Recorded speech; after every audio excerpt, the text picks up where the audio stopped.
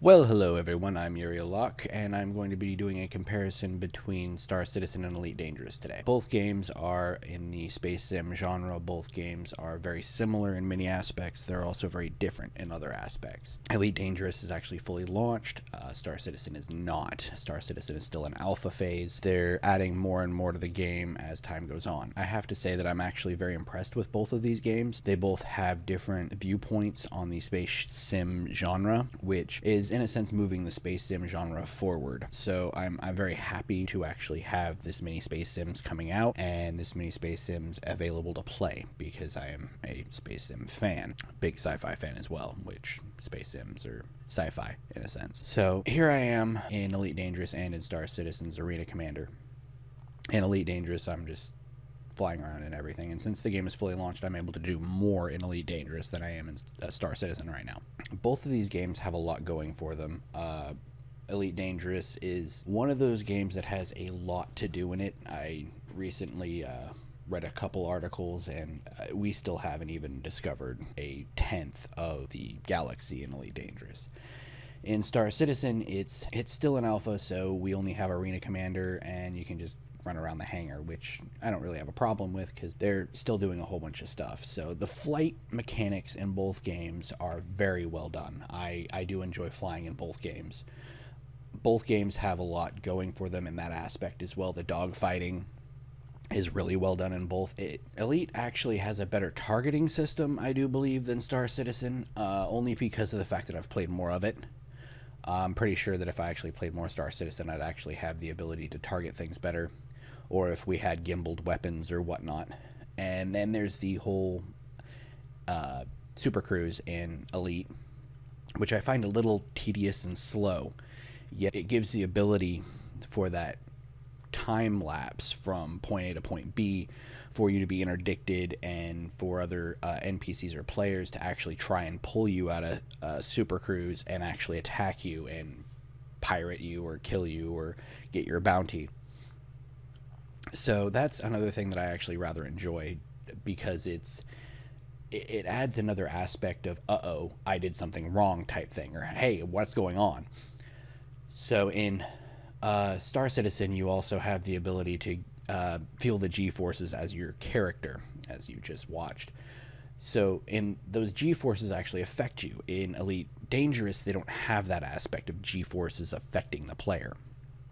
So Elite Dangerous is more of a flight sim type game, whereas Star Citizen is actually a first person type sim. So you're doing everything in Star Citizen. You have the ability to get out of your ship. They're going to be adding first person gunfights and whatnot. Elite Dangerous is actually working on these things and walking around starships and bases and everything, which is actually a really cool idea.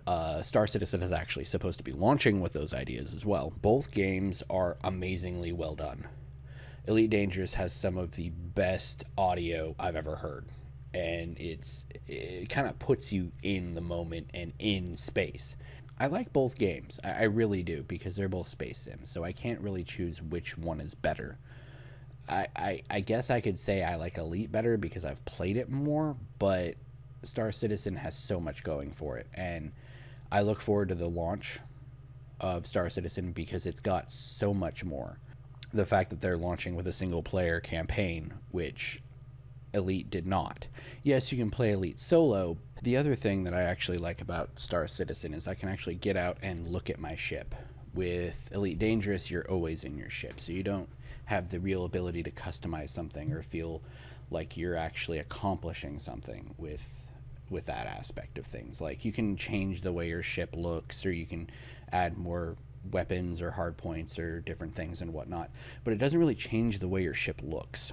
And yeah, the decals and the paints are different, and you have the ability to, in a sense, take those and change those how you would like, yet you don't get to look at it really unless you're in your outfit area where you're checking on how to look at things.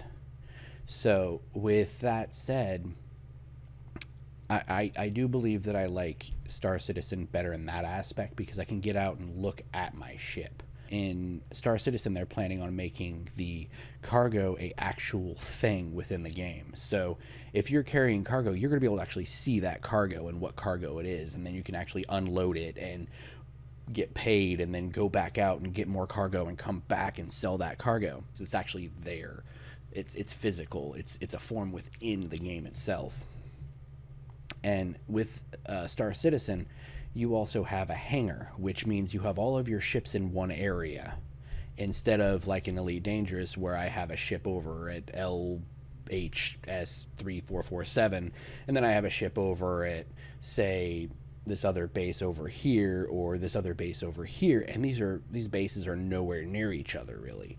So I have instant access to all of my ships in Star Citizen. I don't in Elite Dangerous, which is another thing that I actually have to say that I'm not too actually happy about, because what if I want a different ship, or if I want to actually have a ship for mining, and then I want to have a ship for bounty hunting, and then I want to have a ship for transportation or this or that. It's not the way I would actually like it to be, but at the same time, it's an amazing game. That being said, these games are very well done, and the fact that they're so well done is something that makes me wonder what's going to happen in the long run. I would like to thank you all for watching. I am UrielLocke, and this is Elite Dangerous and Star Citizen.